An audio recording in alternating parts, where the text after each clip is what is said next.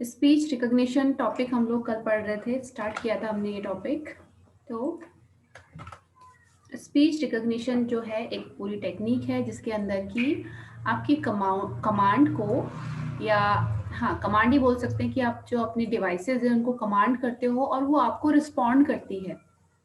ठीक है, तो कमांड करने का तरीका आपका टेक्स्ट इनपुट जो है वो आपका कीबोर्ड के थ्रू हो सकता है, टाइप करके हो सकता है, या फिर वॉइस के थ्रू हो सकता है, या फिर जस्ट क्लिक करके हो सकता है जो कि आप माउस से करते हो। तो स्पीच रिकॉग्निशन जो टेक्निक है अपनी, उसके अंदर आपकी जो कमांड्स है वो किस फॉर्म में एंटर होती है? साउंड की फॉर्म में। ठीक है, और इसी को हम कहते हैं स्पीच रिकॉग्निशन की डिवाइस हमारी हमारी स्पीच को, हमारी साउंड को रिकॉग्नाइज करती है। So, speech recognition is the ability of a machine or program to identify words and phrases in spoken language and convert them to a machine readable form. ठीक है, recognise तो हमारी, हाँ एआई में भी ये चीज़ यूज में आती है डेफिनेटली। ठीक है, आर्टिफिशियल इंटेलिजेंस पे ये भी चीज़ इंक्लूडेड है। इवन जब अपने स्मार्टफोन में ये चीज़ आने लगी तो एआई में तो ये फिर और एडवांस लेवल पे है। ठीक, तो ये जो स्पीच रिकॉग्निशन टेक्निक है ये हमारी वॉइस को रिकॉग्नाइज करती है और उसको फिर किसमें कन्वर्ट करती है? मशीन रीडेबल फॉर्म में कन्वर्ट करती है। Speech recognition software has a limited vocabulary of word and phrases and it may only identify these if they are spoken very clearly. Limitations भी होती है इसके साथ में, ऐसा नहीं कि आप कुछ भी बोलोगे वो हर टाइम आपको आंसर करेगा। ठीक है, एक एआई का ही एक वर्जन हम इसमें यूज कर रहे हैं, जस्ट लाइक एक रोबोट की तरह ही वो काम करता है अपना डिवाइस, कि जो हम उसको बोल रहे हैं वो उसका हमको रिस्पॉन्ड कर रहा है ना। लेकिन लिमिटेड है वो भी, कि आप जो उसके डेटाबेस में होगा, वोकेबलरी मतलब जो उसके उसको समझाई हुई चीजें होंगी जो उसमें फीडेड होंगी, उसी के बेस पर तो वो आपको रिजल्ट दे पाएगा। उसके अलावा तो आपको कुछ भी अपनी नॉलेज के बेस पर वो कुछ भी नहीं कर सकता, क्योंकि उसकी नॉलेज कुछ है ही नहीं, वो एक मशीन है।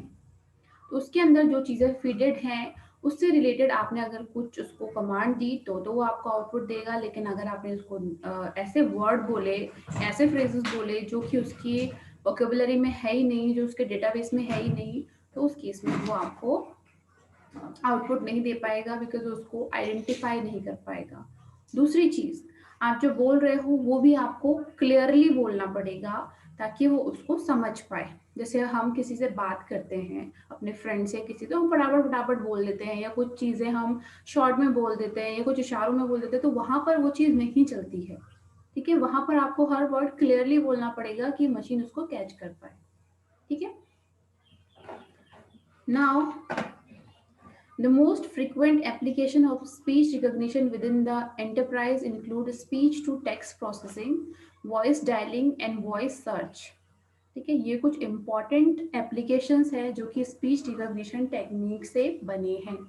voice search, voice जैसे गूगल पहले तो सिर्फ टेक्स्ट में ही इनपुट लेता था, लेकिन अब वॉइस सर्च है, आप बोल करके भी सर्च कर सकते हो कुछ भी। वॉइस डायलिंग है कि आपको डायल करने की जरूरत नहीं, नंबर वगैरह आप बोल करके भी नंबर्स डायल कर सकते हो।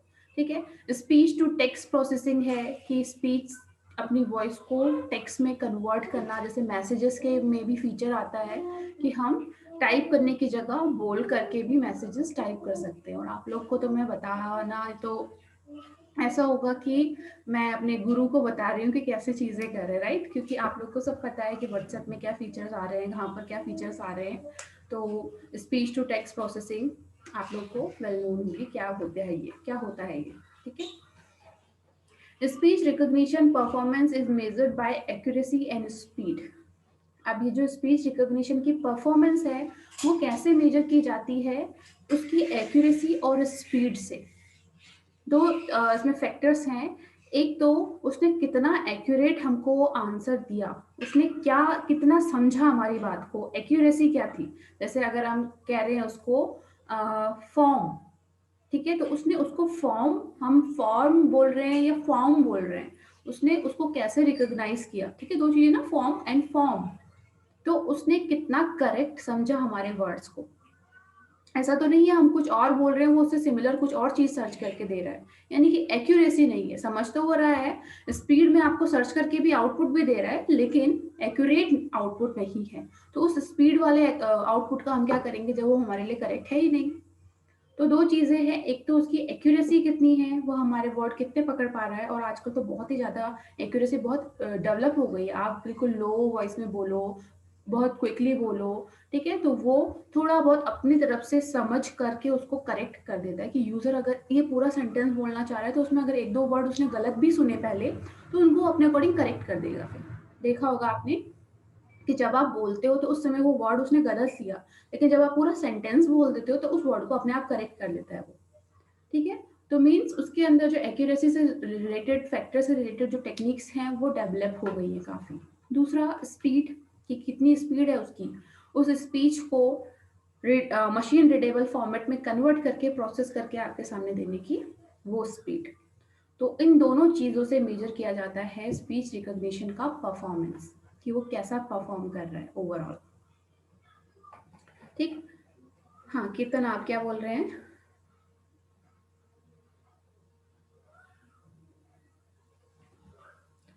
अच्छा, आप अभी व्हाट्सएप की न्यू पॉलिसी पे आ गए आप लोग। तो न्यू पॉलिसीज आप लोग बताइए क्या करना चाहिए? चलो मैं अभी रिकॉर्डिंग ऑफ करके। हाँ, तो स्पीच रिकॉग्निशन के अंदर लास्ट पॉइंट है, a variety of factors can affect computer speech recognition performance including pronunciation, accent, pitch, volume and background noise. अब आप लोगों ने देखा होगा कि जब आप वॉइस के थ्रू सर्च करते हो तो वहां पर अगर कोई बैकग्राउंड से वॉइस आ रही है, कोई और भी बोल रहा है, वॉइस सर्च के टाइम पर की बात कर रही हूँ, तो वो वर्ड भी वो ले लेता है। तो उसके लिए वो सारे इनकमिंग जो ऑडियो है वो उसके लिए कमांड है, तो वो प्रॉब्लमेटिक है। तो बहुत सारे फैक्टर्स हैं यहाँ पर जो वॉइस सर्च को इफेक्ट करते हैं, वॉइस स्पीच रिकॉग्निशन को इफेक्ट करते हैं। प्रोनाउंसिएशन हो गया, एक्सेंट हो गया बोलने वाले का, पिच हो गया, धीरे बोल रहा है तेज बोल रहा है, वॉल्यूम हो गया, ठीक है, बैकग्राउंड नॉइस हो गया, ये सारी चीज़ें अफेक्ट करेगी। कई लोगों के प्रोनाउंसिएशन बहुत अलग होते हैं, मेरे भी बहुत सारे वर्ड में बहुत अलग है, गलत है, आई नो। तो होता है ऐसा, जिसको आप एक सिस्टम है, ठीक है, उसके अंदर कुछ लिमिटेड चीज़ें ही स्टोर कर सकते हो कि यूज़र इस तरह से बोले तो ये समझना है आपको, इस तरह से बोले, मतलब एक ही वर्ड के वहाँ पर, जैसे इंडिया का है, हम लोग इंग्लिश अलग तरीके से बोलते हैं, हमारा एक्सेंट अलग है, लेकिन अगर यूएस के बात करें, वहाँ के लोगों के अलग है, तो सबके अलग होते हैं स्टाइल बोलने के। तो वो जो सॉफ्टवेयर है उसको लिमिटेड, एक वर्ड पे लिमिटेड प्रोनाउंसिएशन ही वहाँ पर फीडेड हो सकते हैं। ऐसा तो नहीं है हर एक इंसान को लेकर के उसके बोलने का तरीका वहाँ पर फीडेड हो, नहीं। तो इसलिए वहाँ पर ये सारे फैक्टर्स जो हैं वो इफेक्ट करते हैं स्पीच रिकॉग्निशन को, ठीक है। नेक्स्ट स्लाइड पर मूव करेंगे अब। स्पीच रिकॉग्निशन के प्रोस एंड कॉन्स, मतलब कि फायदे और नुकसान क्या क्या हैं स्पीच रिकॉग्निशन के, ये देखते हैं हम लोग।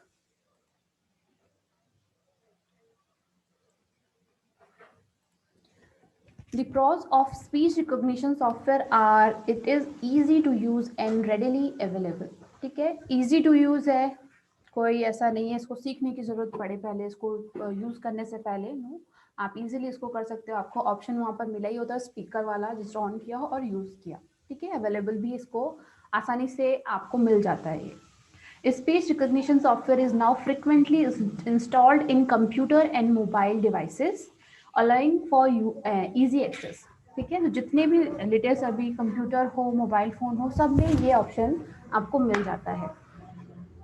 डाउन साइड क्या है इसके? The down side of speech recognition include it's inability to capture words due to variation of pronunciation, it lack of support for most languages outside of English, and its inability to sort through background noise, ठीक है। तो जो हमने last PPT का last point discuss किया था वो ही उसका डाउन साइड है, ठीक है, कि ये हर तरह के प्रोनाउंसिएशन के अकॉर्डिंग एक्यूरेट आउटपुट नहीं दे पाता है। देन लैंग्वेजेस, इंग्लिश के तो फिर भी आप सर्च कर सकते हो, बट कोई अपनी अपनी खास लैंग्वेज में कुछ सर्च करना चाहे तो वहाँ पर उसका ऑप्शन है या नहीं है वो उसको चेक करना पड़ेगा। Third is background noise. तो बैकग्राउंड नॉइस, अगर आप किसी पार्टी में हो, किसी फंक्शन में हो, शादी में हो और वॉइस सर्च कर रहे हो तो नहीं कर पाओगे, बिकॉज इतना नॉइस वहाँ पर होगा कि आपकी जो कमांड है वो एक्यूरेट, उसका आउटपुट आपको नहीं मिल पाएगा, क्योंकि इनपुट ही एक्यूरेट नहीं होगा। This factor can lead to inaccuracies. ठीक है, इनएक्यूरेट मतलब गलत आउटपुट। तो ये इसके कुछ फायदे और नुकसान हो गए स्पीच रिकॉग्निशन टेक्निक के। So this is all about speech recognition. और साउंड सिंथेसिस क्या होता है, MIDI क्या होता है। Now next topic,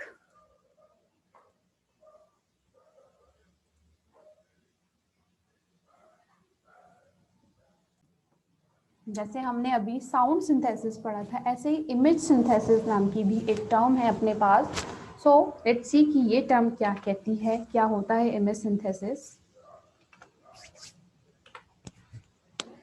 image synthesis यानी कि इमेजेस क्रिएट करना। साउंड सिंथेसिस के अंदर हम क्या करते हैं, साउंड्स क्रिएट करते हैं through an electronic device, musical instrument, हम साउंड क्रिएट करते हैं, आर्टिफिशियल साउंड हम उनको बोल सकते हैं। ठीक है, यहाँ पर हम क्या क्रिएट कर रहे हैं, इमेज। अब वो इमेज किस चीज से क्रिएट कर रहे हैं वो हमको यहाँ पर देखना है।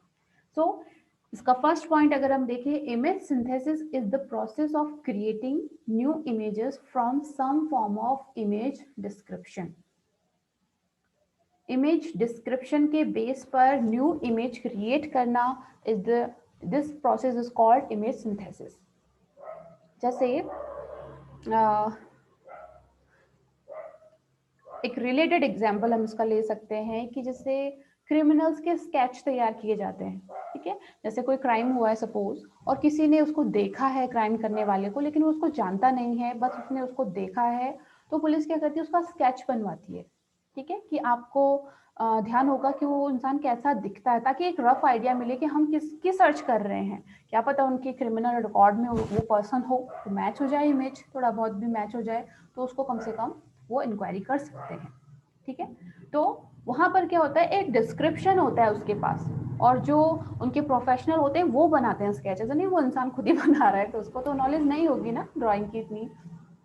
तो उनके प्रोफेशनल उनसे पूछते हैं कि हाँ वो इंसान की हाइट क्या थी, उसके बाल कैसे थे, उसकी आईज कैसी थी, चेहरे का शेप क्या था, कलर क्या था। ठीक है, तो ये सारी चीजें वो पूछते हैं, उसके बेस पर वो स्केच तैयार करते हैं। तो वो इस टाइप के जो इमेज हम बनाते हैं थ्रू इमेज डिस्क्रिप्शन, उसको हम कह सकते हैं इमेज सिंथेसिस। अब क्योंकि हम कंप्यूटर में इस चीज़ को पढ़ रहे हैं, तो जो कंप्यूटर में इस टाइप के इमेज डिस्क्रिप्शन से हम इमेजेस तैयार करते हैं, उनको हम कंप्यूटर के लैंग्वेज में इमेज सिंथेसिस कहते हैं। क्लियर हुआ आइडिया कि क्या होता है इमेज सिंथेसिस। तो अब इसके अंदर हम देखेंगे कि कितने टाइप की इमेजेस को हम सिंथेसाइज्ड कर सकते हैं, यानी कि क्रिएट कर सकते हैं थ्रू इमेज सिंथेसिस। ठीक है, तो फर्स्ट है इसके अंदर test patterns, scene with simple 2 dimensional geometric shapes. ऐसे सीन क्रिएट करना जो सिर्फ 2 डायमेंशनल है, यानी कि पिक्चर्स बनाना एक किस्म से, और जियोमेट्रिक शेप्स उस पर इंक्लूडेड होते हैं, तो उनको हम कहते हैं टेस्ट पैटर्न्स। ठीक, जस्ट लाइक मैंने कहा कि स्केच बनाना तो वो भी 2D बनाता है। ठीक है, एक पेपर पे बनाएगा तो 2 ही डायमेंशन होती है, हॉरिजॉन्टल एंड वर्टिकल। तो इस टाइप की जितने भी इमेजेस क्रिएट होती है through image description, those are called test patterns. दूसरा है इसके अंदर कंप्यूटर ग्राफिक्स। कंप्यूटर ग्राफिक्स बहुत सुना होगा आपने, देखा होगा। तो ये जो ग्राफिक्स सारे होते हैं मूवीज में, एनिमेटेड मूवीज में, ज़्यादा आपके गेम्स में इवन, तो ये सारे क्या है, कोई रियल सीन नहीं है। ठीक है, आपको पता है कि आप जो पबजी खेल रहे हो, वो जो जगह दिखा रहा है, पर्सन जा रहा है इधर से उधर, वो क्या है, इमेजिनरी थिंग्स हैं। किसी ने सोचा है कि हाँ ऐसा होगा, यहाँ पर ये बिल्डिंग होगी, वो कार होगी। ठीक है, तो वहां पर कोई रियल सीन नहीं है, वो किसी ने सोचा, आइडिया आया किसी को, ये उसने डिस्क्राइब किया, और किसी प्रोफेशनल ने वो ग्राफिक उसको, वो एनवायरनमेंट उसको तैयार करके दिया। So that is called computer graphics के अंदर जब हम इमेज सिंथेसिस को यूज कर रहे हैं। और इमेज के अंदर क्यों ला रहे हैं उसको, तो एक वीडियो है, इमेज के अंदर क्यों ला रहे हैं, बिकॉज वो कलेक्शन ऑफ फ्रेम्स ही हैं। तो उस आइडिया के अकॉर्डिंग फ्रेम्स तैयार होंगे, और फिर वो आपको आपका गेम दिखाई देता है। तो इसकी डेफिनेशन अगर हम देखें, Scenes or images based on geometric shapes description. Often the model are three-dimensional but may also be two-dimensional. ये जो आपके ग्राफिक्स तैयार होते हैं ये टू डायमेंशनल 2D या फिर 3D हो सकते हैं, ठीक है। और ये आपके डिस्क्रिप्शन के बेस पर तैयार हुए होते हैं और ज़्यादातर एंटरटेनमेंट के लिए यूज में लिए जाते हैं इस टाइप के जो आपके इमेज सिंथेसिस है इसको। और जो अपर है टेस्ट पैटर्न, इसको हम मोस्टली एजुकेशन में यूज़ करते हैं या फिर डिज़ाइनर्स यूज़ करते हैं इसको, कोई चीज़ डिज़ाइन दिखाने के लिए किसी को, ठीक। तो ये आपके वहाँ पर यूज़ होते हैं। आप इसका एग्जांपल वहाँ पर भी ले सकते हो जहाँ पर आप सपोज आप कोई घर बनवाना चाहते हैं तो उसके लिए आपने अपने एक मैप तैयार किया अपने माइंड में कि मेरा घर इस तरह से फ्रंट व्यू ये होगा, टॉप व्यू ये होगा, लेफ्ट से ऐसा दिखेगा, राइट से ऐसा दिखेगा। तो वहाँ पर अभी आप एक तरह से इमेज सिंथेसिस को ही यूज़ करोगे, जो ग्राफिक तैयार करेगा, जो भी आपका आजकल तो कंप्यूटर पे कोई पेपर पे तो बनवाता नहीं है, ऑटोकैड फॉर्मेट की हेल्प से आपको पूरा हर व्यू से आप उसको देख सकते हो, बनवा सकते हो एज पर योर रिक्वायरमेंट। वहाँ पर भी यही चीज़ इंक्लूड होती है। भले ही उस सॉफ्टवेयर का नाम कुछ और हो, उस टेक्निक को कुछ और बोले, पर इंटरनली उसमें क्या यूज हो रहा है, इमेज सिंथेसिस ही यूज हो रहा है, ठीक। तो ये था इसका फर्स्ट स्लाइड। अब इसके कुछ और पॉइंट्स भी है हमारे पास, तो उनको भी डिस्कस करते हैं। Synthetic images are often used to verify the correctness of operator by applying them to known images. अब ये जो सिंथेटिक इमेजेस होती हैं ये एक तो बनती है ज़रूरत के हिसाब से कि कहीं पर अगर ज़रूरत पड़ रही है, जैसे कि हाउस के प्लान बनाने के लिए ज़रूरत पड़ रही है तो आप बना रहे हो, ओके। लेकिन कभी कभी इसकी एक्यूरेसी देखने के लिए भी कि आपका जो ऑपरेटर है, आपका जो इमेज सिंथेसिस जहाँ पर बनाया जा रहा है, क्या उसकी एक्यूरेसी क्या है, तो हम नॉन इमेजेस के थ्रू भी उसको बनवा के उसकी करेक्टनेस देख सकते हैं, ठीक है। जैसे कि हम करेक्टनेस देखना चाहें कि एक अपना जो स्केच बनाने वाला है वो कितना रियल स्केच बना सकता है, तो ऐसा तो नहीं है कि वो सीधे उस फील्ड में उतर आया, जो पुलिस है उसको ऐसे ही रेफर कर रही है, उसने पहले उसकी ट्रेनिंग करी होगी, किसी नॉन पर्सन के बेस पर किसी ने उससे स्केच तैयार करवाया होगा, फिर स्केच के बाद उसने देखा होगा कि हाँ कितना एक्यूरेट इस पर्सन ने बनाया है वो स्केच, तब उसको पास किया होगा कहीं। और देन जब वो इतना फेमस हो गया कि हाँ वो एक्यूरेट स्केच बना देता है on the basis of description, उसको उसने देखा नहीं वो पर्सन, फिर भी उसने उसका रियल स्केच बना दिया, दैट मीन्स अब वो पुलिस के लिए काम कर सकता है, अच्छा अपने फील्ड में काम कर रहा है। तो वहाँ पर भी हम रियल, जैसे अगर इमेज सिंथेसिस के फील्ड में बात करें तो इसकी एक्यूरेसी जानने के लिए हम नोन इमेजेस को भी इमेज सिंथेसिस के थ्रू इमेज क्रिएट करके उन ऑपरेटर की करेक्टनेस को चेक कर सकते हैं, ठीक। सेकेंड पॉइंट है इसके अंदर, they are also often use for teaching purpose. अब इसका पर्पस क्या है, कहाँ कहाँ ये यूज आता है, वो सब चीजें हैं। सो ज्यादातर ये यूज में आता है टीचिंग पर्पस में, as the operator output on such images is generally clean, whereas noise and uncontrollable pixel distribution in real image make it harder to demonstrate unambiguous results. कुछ जगहों पर ऐसा होता है कि रियल इमेज से ज़्यादा अगर हमें किसी चीज़ की रियल इमेज दिखाई जाए तो वो इतनी क्लियर नहीं होती जितना कि एक इमेज सिंथेसिस के थ्रू क्रिएटेड इमेज है हो। तो वहाँ पर भी हम इसको यूज़ कर सकते हैं टीचिंग पर्पस में। जैसे मेडिकल फील्ड की अगर हम बात करें, मेडिकल फील्ड में स्टूडेंट्स हर एक बॉडी पार्ट को डिटेल में समझते हैं, वो कैसे फंक्शन कर रहा है, ठीक है, उसको हर एक बारीकी को समझते हैं वहाँ पर। तो उनको अगर सपोज वहाँ पर कोई जो हमारी आईज है उसका इंटरनल उनको डायग्राम दिखा दिया जाए, रियल इमेज जो है वो दिखाया दिया जाए, तो उसके कंपैरिजन में अगर उस आई का डिस्क्रिप्शन के बेस पे एक क्लियर डायग्राम बनाया जाए ऑपरेटर्स के थ्रू, तो वो ज़्यादा क्लियर होगा उनको, क्योंकि यहाँ पर उनके अलग अलग लेयर्स वगैरह नहीं चेक कर पाएगा इतना जितना कि उस डायग्राम में प्रेजेंटर उसको आइडेंटिफाई करवा सकता है कि ये वाली लेयर ये है, ये वाली लेयर ये है। तो कभी कभी रियल इमेज से ज़्यादा वो क्रिएटेड इमेज ज़्यादा बेनिफिशियल होती है in the field of teaching, ठीक है, एक्सप्लेन करने के लिए चीज़ों को। Then next point is the image could be binary, gray level or color. अब जो इमेजेस बनती है थ्रू इमेज सिंथेसिस, वो उनका कलर कॉम्बिनेशन यहाँ पर बताया जा रहा है कि वो आपकी ब्लैक एंड व्हाइट हो सकती है। बाइनरी मतलब ब्लैक एंड व्हाइट, बाइनरी में दो ही चीजें आती है, 0 and 1, that means black and white हो सकती है। ग्रे लेवल हो सकती है जिसके अंदर ब्लैक, व्हाइट और ग्रे कलर इंक्लूडेड हो, ग्रे लेवल उसको बोलते हैं। और फुल कलर इमेज भी इसके थ्रू प्रिपेयर की जा सकती है।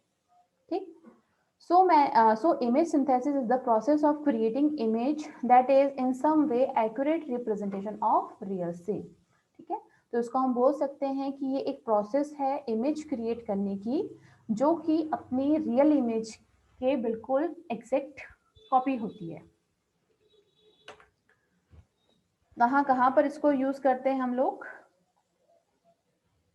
बाइनरी, आप बाइनरी बोलो, मोनोक्रोम बोलो, सब आपका क्या होता है, ये ब्लैक एंड व्हाइट को ही हम इन अदर नेम से जानते हैं। बाइनरी मतलब सिर्फ दो ही कलर होंगे वहां पर। ठीक है, बाइनरी नंबर सिस्टम में भी कितने डिजिट होती हैं आपके पास? 2 डिजिट्स होती है, 0 and 1। बेस 2 को बाइनरी बोलते हैं ना, 0 और 1 दो ही डिजिट होती हैं। तो आपका जो ब्लैक एंड व्हाइट टीवी होता है, वहां पर पिक्सल की भी दो ही वैल्यू होती है, या तो 0 या तो 1। एक टाइम पे वो या तो 0 शो करेगा या तो 1 शो करेगा। इसलिए उस कलर फॉर्मेट को हम बाइनरी कलर फॉर्मेट भी बोलते हैं, मोनोक्रोम भी बोलते हैं और ब्लैक एंड व्हाइट भी बोलते हैं। क्लियर हुआ ऋषिराज?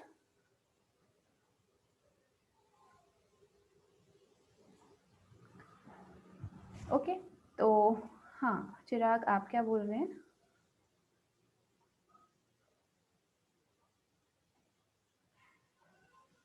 नो, प्रैक्टिकल में नहीं आएगा ये आपके पास। प्रैक्टिकल में तो आपके पास बेसिक फोटोशॉप एंड फ्लैश आप पढ़ ही रहे हो, वो चीजें हैं। इसका कोई प्रैक्टिकल नहीं है, जो मैं थ्योरी पार्ट बता रही हूँ इसका कोई अलग से प्रैक्टिकल नहीं है, ये जस्ट थ्योरी में आएगा आपके पास।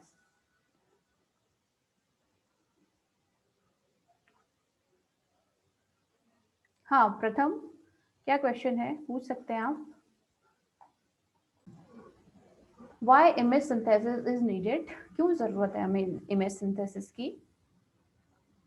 So first point is realistic image synthesis is visualization tool for things they did, do or might exist। हम रियल सीन से जब इमेज सिंथेसिस क्रिएट करते हैं तो वो हमारे लिए एक विजुअलाइजेशन है, हम देख पाते हैं चीजों को। सिर्फ बोलकर किसी चीज को एक्सप्लेन करना और देखना बहुत फर्क होता है। ठीक है, हमने अगर किसी चीज को देखा नहीं है तो कोई बोले हमको कि हाँ आज मैंने ऐसा कुछ देखा, उसमें इतने, मतलब सपोज कोई बोले मैंने तो रात को सपने में भूत देखा आज। ठीक है, उसके इतने बड़े बड़े नेल्स थे, टीथ से, ऐसा था वैसा था, और या तो वो हमको एक इमेज बना के दिखाए मैंने तो आज ऐसा देखा, तो कौन सी चीज को आप ज्यादा एक्यूरेटली समझ पाओगे? ऑब्वियसली आपने जो इमेज देखी है। ठीक है, तो यहाँ पर भी हम रियल सीन से विजुलाइज कर रहे हैं चीजों को थ्रू इमेज सिंथेसिस। डू और माइट एग्जिस्ट, जो चीजें एग्जिस्ट करती हैं या करती हैं या कर सकती हैं, ऐसी चीजों का हम उसके अंदर इमेज सिंथेसिस के थ्रू इमेजेस क्रिएट कर सकते हैं। This can reduce design time and improve the designed product, architecture and environment. जो आपके, अगर हम मैन्युफैक्चरिंग इंडस्ट्री की बात करें तो सपोज कोई कंपनी जो शूज बनाती है, शूज, ठीक है, तो ऐसा तो नहीं है कि वो जस्ट उनको आइडिया आया कि हमको एक शूज बनाना है, उसमें हील्स हमको इतनी रखनी है, ऐसा ऐसा चीजें ऐड करनी है, तो सीधे ऑर्डर दे दिया मैन्युफैक्चर करने का। नो, उसका पहले वो लोग डिजाइन तैयार करते हैं। ठीक है, अपनी टीम को, जो भी उनकी डिजाइनिंग टीम है उसको बोलते हैं कि एक डिजाइन तैयार करो जिसके अंदर कि हम ये फीचर रखना चाहते हैं एक शूज में। वो कैसा दिखता है पहले तो वो देखेंगे, वो कि जो सोच रहे हैं और जो एक्चुअल ग्राउंड पे आने वाली है चीज वो कैसी लगेगी, तो उसको देखेंगे, उसको परखेंगे हर एक एंगल से, देन उसको मैन्युफैक्चरिंग में देंगे, देन वो ओके हो जाएगी। ठीक है, तो यहाँ पर हम डिजाइन टाइम को और इम्प्रूव कर सकते हैं डिजाइन प्रोडक्ट को। ठीक, तो डिजाइन टाइम को हम कैसे इम्प्रूव कर रहे हैं कि हमसे बोल बोल के कमांड बाय कमांड चेंज नहीं करवा रहे हैं, हम एक बार फाइनल डिजाइन बनवा रहे हैं, देन उसको जस्ट मैन्युफैक्चर करवा रहे हैं। देन थर्ड पॉइंट है, if the image are accurate enough they can be used to guarantee certain visual information is available। अगर आपकी इमेज जो इमेज सिंथेसिस के थ्रू बनी है एक्यूरेट है, तो हम बोल सकते हैं कि जो इन्फॉर्मेशन हमको चाहिए थी उसका विजुअल रिप्रेजेंटेशन हम 100% श्योर देख चुके हैं. Then next point is this can improve immersion and provide a certain level of confidence to simulators used to training purpose and education. Simulators जो होते हैं हमारे, जो हमको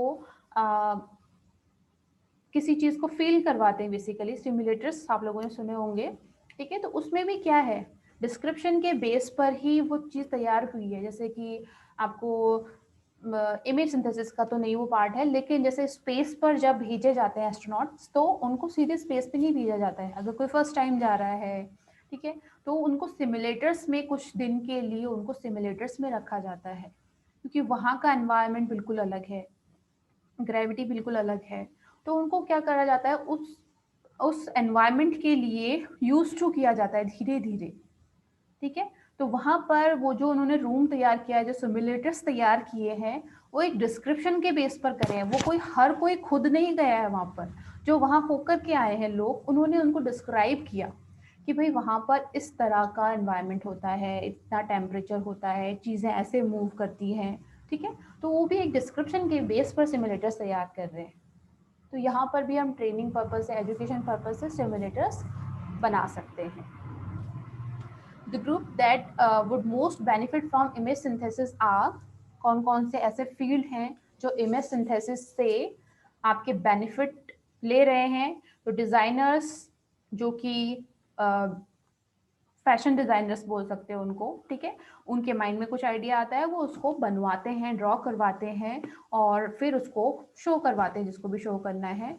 तो रेदर देन डिस्क्रिप्शन, वो इमेज के थ्रू शो करवाते हैं अपने डिज़ाइंस को कि हमारा आपका कलेक्शन कुछ ऐसा ऐसा होगा. उसके बेस पर फिर वो कपड़े तैयार किए जाते हैं, राइट. तो वहाँ पर वो लोग इसको यूज़ कर रहे हैं. सिमुलेशन एंड ट्रेनिंग हमने डिस्कस कर ही लिया कैसे उसमें यूज़ हो रहा है.